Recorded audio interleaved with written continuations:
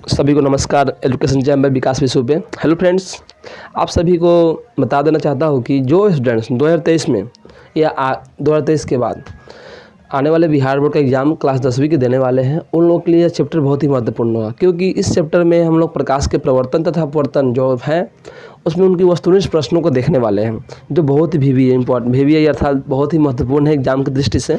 इसलिए अगर आपको अच्छा लगे तो चैनल को सब्सक्राइब करें, वीडियो को लाइक करें और वीडियो को शेयर करना ना भूलें, ठीक है। तो मैं बिना टाइम वेस्ट किए हुए इस चैप्टर को शुरू करता हूँ। पहला क्वेश्चन है, प्रकाश के प्रवर्तन के कितने नियम होते हैं? याद रखिएगा, प्रकाश के प्रवर्तन के 2 नियम होते हैं। बता देना चाहता हूँ एक बार आपको। यहाँ पर देखिए, एक समतल दर्पण लेते हैं हम लोग। इसमें क्या होता है, प्रकाश आती है और टकरा कर वापस जाती है, तो यहाँ एक अभिलंब डालते हैं। जहाँ डालते हैं उसको बोलते हैं आपतन बिंदु, ये अभिलंब, और इसको बोलते हैं एन। अभिलंब और आपतित किरण के बीच के कोण को आपतन कोण आई, और अभिलंब और परावर्तित किरण के बीच को परावर्तन कोण आर बोलते हैं, ठीक है। तो इस बात को याद रखिएगा। तो पहला नियम क्या होता है? पहला नियम होता है आपतित किरण, परावर्तित किरण और आपतन बिंदु पर डाला गया अभिलंब तीनों एक ही तल में होता है। दूसरा होता है कोण आई, जो होता है कोण आर के बराबर होता है, ठीक है। चलिए, दाढ़ी बनाने में किस प्रकार के दर्पण का प्रयोग होता है? याद रखिएगा, दाढ़ी बनाने, सबसे पहले हम सबकी बात करेंगे यहाँ पे, ठीक है। तो समतल दर्पण का जो प्रयोग होता है चेहरा देखने में, वो भी कहाँ पे? घरों में। उसके अलावा उत्तल का जो होता है साइड मिरर के रूप में, कहाँ पे? गाड़ियों में। और अवतल का जो होता है ये होता है दाढ़ी बनाने में। तो आपको याद रखिएगा, दाढ़ी बनाने में किसका प्रयोग करते हैं हम लोग? अवतल दर्पण का प्रयोग करते हैं।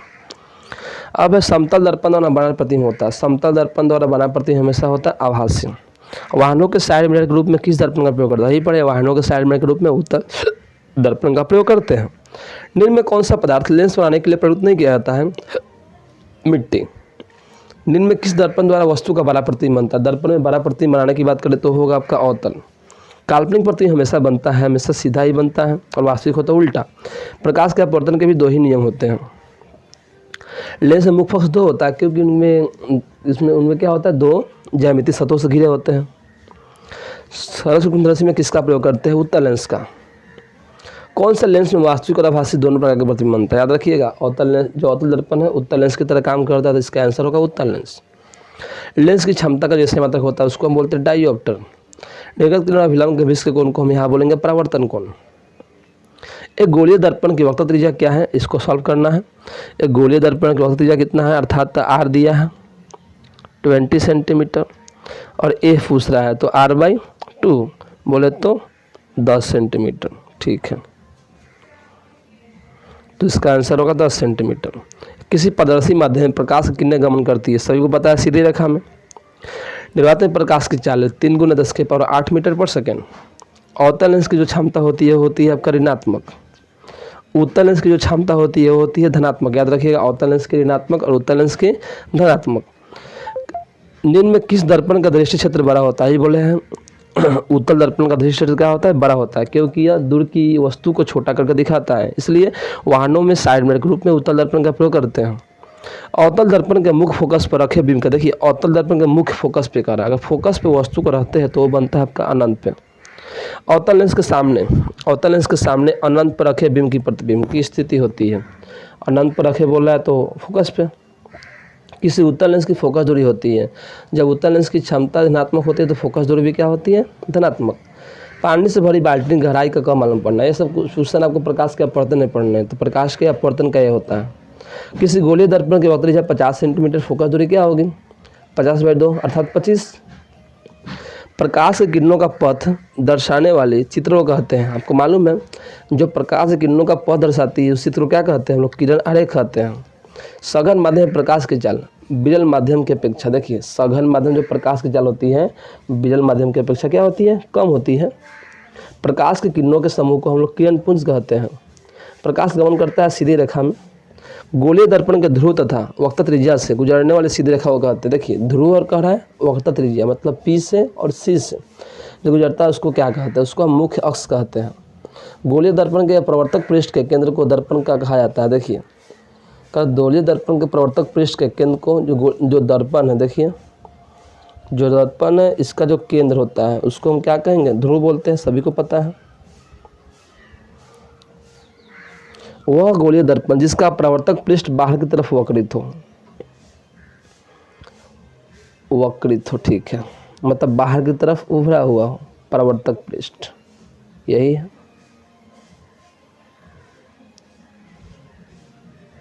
वह उत्तल दर्पण, वह गोले दर्पण जिसका परावर्तक पृष्ठ अंदर की तरफ वक्रित हो। अंदर की तरफ बोले तो ये अंदर की तरफ क्या है, कलर मतलब वक्रे में धंसा हुआ है, उसको हम बोलेंगे हम लोग कौन सा दर्पण, अवतल दर्पण, ठीक है, ये होगा अवतल दर्पण। गोलीय दर्पण का प्रवर्तक पृष्ठ वक्रित हो सकता है। देखिए गोलीय दर्पण का प्रवर्तक अंदर की ओर भी हो सकता है, बाहर की ओर भी हो सकता है, बस वो दर्पण के प्रकार पर निर्भर करता है। मुख्य अक्ष दर्पण के ध्रुव पर है। जो मुख्य अक्ष क्या है, दर्पण के ध्रुव पर क्या होता है, वो अभिलंब होता है, ठीक है। पानी में डाली हुई छड़ी, देखिए टेढ़ा पड़ना, कम मालूम पड़ना पानी में हाथ को रखने पर, इसका एक ही कारण है, प्रकाश का अपवर्तन, तो यहाँ अपवर्तन हो जाएगा। विरल माध्यम में प्रकाश की चाल सघन माध्यम की अपेक्षा, देखिए यहाँ कर है विरल माध्यम, याद रखिएगा विरल माध्यम में जो प्रकाश की चाल होती है अधिक होती है, सघन माध्यम में कम होती है, इस बात को याद रखिएगा। विरल माध्यम में प्रकाश की चाल अधिक होती है, सघन माध्यम में कम होती है, तो विरल माध्यम प्रकाश की सघन माध्यम में अधिक होगा ना, ठीक है। ऐसे दर्पण जिसका प्रवर्तक पृष्ठ गोलीय है वे दर्पण कहलाते हैं गोलीय दर्पण। इनमें से कौन किस ठोस माध्यम का निरपेक्ष अपवर्तनांक अधिकतम, याद रखिएगा अपवर्तनांक आपको अपवर्तन में पढ़ाया जाएगा, तो सबसे अधिक अपवर्तनांक किसका होता है, हीरा का होता है। आपको इस बात को याद करके रखना है, VVI है, सबसे अधिक अपवर्तनांक किसका होता है, हीरा का होता है, और सबसे कम किसका होता है, हवा का होता है। हीरा का जो अपवर्तनांक होता है, अब बता देता हूँ मैं आप लोग को, हीरा का जो अपवर्तनांक होता है वो होता है 2.42, और हवा जो है हवा उसका जो अपवर्तनांक होता है वो होता है 1, अर्थात आप इस दोनों का आपको याद करके रखना है। सबसे कम हीरा सबसे अधिक हवा का अपवर्तनांक, सबसे कम हवा का अपवर्तनांक और सबसे अधिक हीरा का अपवर्तनांक, ठीक है, ओके थैंक्स। हीरा का अपवर्तनांक पूछ दिया, हीरा का अपवर्तनांक कितना हो, 2.42। सौर भट्टियों में सूर्य के प्रकाश को केंद्रित करने के लिए किस बड़े दर्पण का प्रयोग, देखिए सौर भट्टी कह रहा है, अगर सौर कुकर बोले तो समतल दर्पण, और सौर भट्टी बोले तो वहाँ पे हम लगाते हैं अवतल दर्पण, ठीक है। सौर कुकर में बोलो किससे, देखिए दो चीज़ होता है, बहुत लोग कंफ्यूज होते हैं, बता देते हैं, आप नोट भी करते चलिएगा, मेन बात होगा। सौर भट्टी में हम लोग करते हैं अवतल दर्पण, और अगर रहे आपका सौर कुकर तो वहाँ हम लोग करते हैं समतल दर्पण, ठीक है। इस दोनों बात को आपको याद करके रखना है, ओके। गोलीय दर्पण के प्रवर्तन पृष्ठ के वृत्ताकार सीमा रेखा का व्यास कहलाता है, उसको बोलते हैं दर्पण का द्वारक, ठीक है। लेंस के केंद्रीय बिंदु कहते हैं, ठीक है। इसमें ध्रुव होता है तो उसमें क्या होता है, देखिए यही हमारा लेंस है, ये उत्तल लेंस है, जिसका जो केंद्रीय बिंदु होता है ना, इसको हम बोलते हैं प्रकाशीय केंद्र। क्या बोलते हैं, प्रकाशीय केंद्र,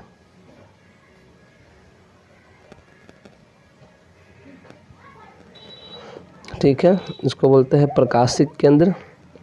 किसी लेंस के कितने वक्रता केंद्र होते हैं, किसी लेंस में जो वक्रता केंद्र होते हैं वो एक ही होते हैं, सॉरी दो होते हैं, माफ़ कीजिएगा, लेंस में वक्रता केंद्र दो होगा, ठीक है। बताते हैं कैसे, वो बताना ज़रूरी है। सपोज डैट एक लेंस बना दिए, तो लेंस में जब दो फोकस होगा तो वक्रता केंद्र भी कितने होगा, C1 यहाँ पर C2, ठीक है, दो होगा, सॉरी माफ़ कीजिए, करेंगे आप लोग, हमको दो होगा।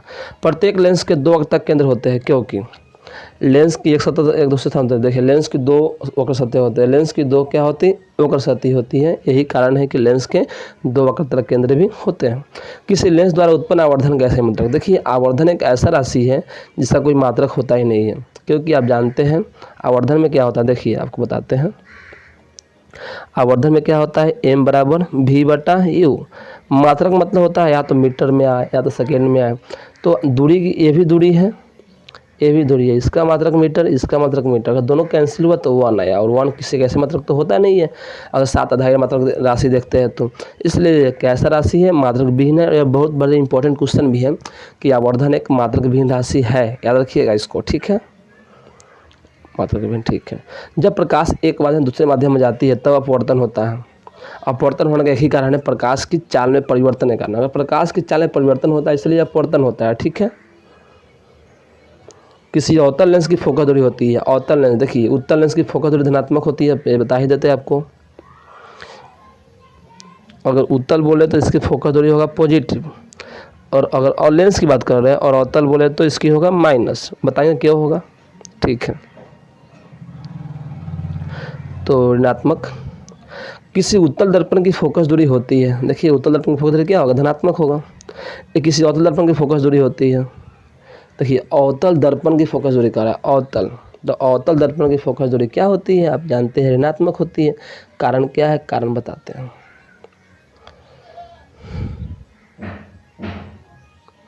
आप पढ़े हैं चिन्ह परिपाटी के नियम, मतलब ये अवतल दर्पण है, तो ये है P, ये है F और ये है C। थोड़ा मैं कलर चेंज कर लेता हूँ।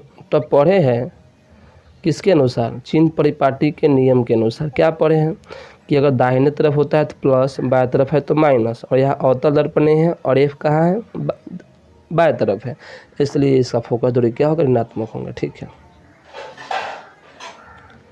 जो लेंस बीच में अंदर की ओर धंसा होता है, जो लेंस बीच में अंदर की ओर धंसे होते हैं, ठीक है, जो लेंस बीच में अंदर की ओर धंसा वो क्या कहलाता है। देखिए अब लेंस में भी दो है, एक है आपका उत्तल, एक है अवतल। ये जो है इसको हम बोलते हैं, कलर चेंज कर लेता हूँ मैं, थोड़ा ब्लैक रेड ले लेते, ठीक है। ये जो लेंस है इसको हम बोलेंगे उत्तल लेंस, क्योंकि ये बीच में उभरा हुआ है, तो उत्तल लेंस। और जो बीच में धंसा होता है वो अवतल लेंस। ठीक है, तो क्वेश्चन आपका क्या है, वह लेंस जो बीच में अंदर की ओर धंसा हुआ होता है, धंसा है तो कौन सा लेंस होगा, अवतल लेंस। ठीक है, जो लेंस बीच में उभरा हुआ है वो होगा उत्तल लेंस। यदि किसी लेंस की क्षमता +1D है तो उसकी लेंस की फोकस दूरी क्या होगा, 100 सेंटीमीटर। क्यों, बताता हूँ। फार्मूला होता है P बराबर 1/F, ये मीटर में होगा तो मीटर में, सेंटीमीटर हो तो सेंटीमीटर में। सेंटीमीटर में अगर है तो ऊपर में 100 लिखते हैं, और मीटर में है तो 1 लिखते हैं, तो है 1D, P है 1, तो क्या होगा 1/F मीटर में। तो मीटर नहीं दिया है तो इसका आंसर तो इसे 1 ही मीटर आएगा, लेकिन मीटर में देखे हुआ दिया सेंटीमीटर में। आप जानते हैं 1 मीटर में होता है 100 सेंटीमीटर। ठीक है।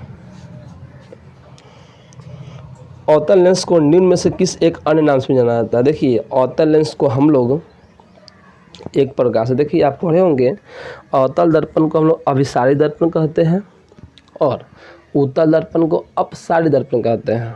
उसी प्रकार से जो हमारा अवतल लेंस है वो कार्य करता है उत्तल दर्पण की तरह, अर्थात अवतल लेंस को हम क्या कहेंगे, अपसारी लेंस कहेंगे। दंत विशेषज्ञों मरीजों के दांतों का बड़ा प्रतिबिंब देखने के लिए, देखिए बड़ा प्रतिबिंब देखना है तो आपको मालूम है स्वाभाविक रूप से वो अवतल दर्पण ही होगा। किसी माध्यम के अपवर्तनांक का मान क्या होता है। देखिए अपवर्तनांक को डिनोट करने का एक सिंबल होता है म्यू बराबर sin I/sin R, जहाँ I क्या है आपतन कोण, R क्या है अपवर्तन कोण, ये प्रकाश के अपवर्तन का पार्ट है। ठीक है, तो इसका आंसर होगा आपका sin I/sin R। अवतल लेंस का आवर्धन m बराबर होता है। देखिए हम बोले लेंस में आवर्धन, आपको मैं बताया था कि लेंस का जो आवर्धन होता है m बराबर v/e होता है, और दर्पण का जो होता है, देखिए लेंस के लिए मिस्टेक मत कीजिएगा, और दर्पण का जो आवर्धन होता है -v/e होता है। इसलिए लेंस पूछ रहा है तो क्या करेंगे हम लोग, यहाँ पर v/u रखेंगे, v/u। ठीक है। 1 मीटर फोकस दूरी उत्तल लेंस की क्षमता है। अगर देखिए f कितना दिया हम पढ़े हैं कि f दिया है 1 मीटर, p का रहा है क्षमता, तो 1/f, 1/1 कितना होगा 1 डायोप्टर। ठीक है, और अवतल लेंस है तो क्षमता क्या होगा, धनात्मक होगा। एक उत्तल लेंस होता है, देखिए उत्तल लेंस कैसा होता है, और देखिए थोड़ा समझिए, उत्तल लेंस यही है, बीच में मोटा किनारे पर पतला। ठीक है, एक उत्तल लेंस जो होता है किनारों की अपेक्षा बीच में मोटा। उत्तल लेंस को डैश लेंस कहते हैं, उत्तल लेंस को अभिसारी लेंस भी कहते हैं।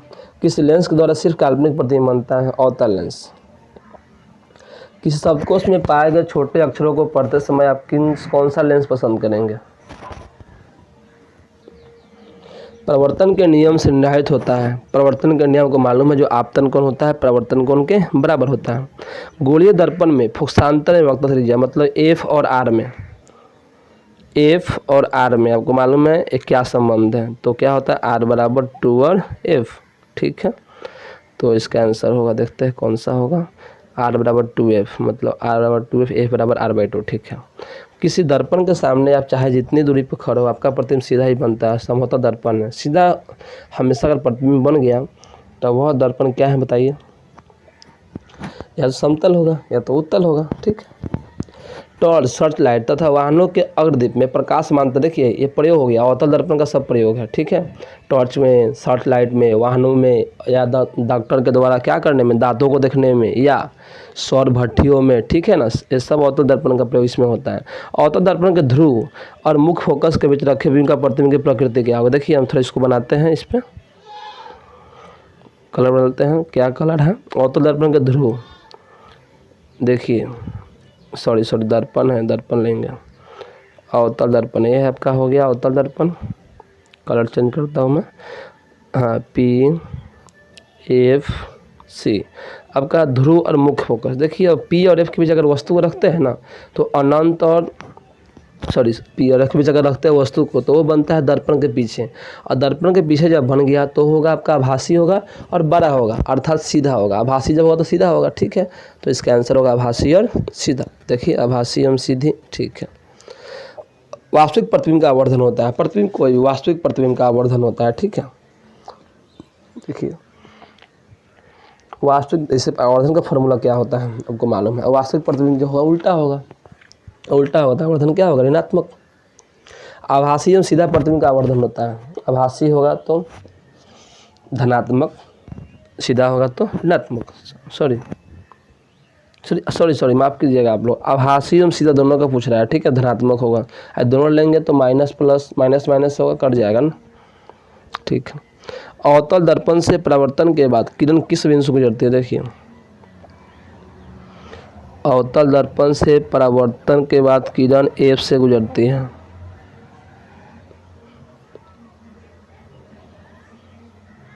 प्रकाश किरण जब विरल माध्यम से सघन माध्यम में, प्रकाश किरण जब विरल माध्यम से सघन माध्यम में आती है तब वह, देखिए प्रकाश किरण जब विरल माध्यम से सघन माध्यम में जाती है तो अभिलंब की ओर मुड़ जाती है। ये पढ़ाएंगे आपको अपवर्तन में। लेंस की क्षमता व्यक्ति द्वारा की जाती है, किसके द्वारा, फोकस दूरी के व्यतिक्रम द्वारा, अर्थात P = 1/f। जिस वस्तु से प्रकाश निकलता है उससे कहा जाता है प्रकाश स्रोत। दो वक्रीय पृष्ठों से घिरे ठोस माध्यम को कहते हैं, गोलीय लेंस होगा। देखिए वक्रीय पृष्ठ से घिरा हुआ है। आधुनिक क्वांटम सिद्धांत के अनुसार प्रकाश को माना गया है कण माना गया है, सॉरी माफ़ कीजिएगा, कण नहीं माना गया है, उसको माना गया है, बता देते हैं आपको, भूल रहे थे, माफ़ कीजिएगा। 12th का टॉपिक है, इसमें दे दिया है। आधुनिक क्वांटम के अनुसार प्रकाश को फोटोन माना गया है जो ऊर्जा के पैकेट के रूप में रहता है। ठीक है। जब प्रकाश की एक किरण एक माध्यम से दूसरे माध्यम में जाती है तो अपने पौर पथ से विचलित होती है, इस क्रिया को बोलते हैं प्रकाश का अपवर्तन। किस बीम का अवतल दर्पण द्वारा बना प्रतिबिंब आभासी, सीधा तथा बीम से बड़ा पाया गया। वस्तु की स्थिति का हाल कह रहा है आभासी भी है, सीधा भी है, बड़ा है अवतल दर्पण में, तो मुख्य फोकस और क्या P के बीच में होना चाहिए। सही है। दिन के समय में निम्नलिखित में से क्या वस्तुओं को देखने में हमारी सहायता करता है। दिन के समय में निम्न में से क्या वस्तुओं को देखना है। सूर्य का प्रकाश। नई कार्तीय चिन्ह परिपाटी के अनुसार मुख्य अक्ष के लंबवत तथा नीचे की ओर मापी, मुख्य अक्ष के लंबवत हो लेकिन नीचे की ओर होगा तो वास्तविक है कि ऋणात्मक होगा। नए चिन्ह कार्तीय चिन्ह परिपाटी के अनुसार मुख्य अक्ष के लंबवत तथा ऊपर की ओर होता है तो ऋणात्मक। सौर भट्टियों में सूर्य के प्रकाश को केंद्रित करने के लिए किस बड़े दर्पण का प्रयोग करते हैं। पड़े सौर भट्टी में हम लोग अवतल दर्पण। ठीक है। तो अगर आपको ये क्लास अच्छा लगा हो तो वीडियो को लाइक करें, सब्सक्राइब करें चैनल को, वीडियो को शेयर करना ना भूलें। ऐसा ही आपको हर चैप्टर का वीडियो मिलते जाएगा। एक दो क्वेश्चन गलती हुआ, मिस्टेक्स हो जाता है, ठीक है, कोई दिक्कत नहीं है। Okay bye, thanks.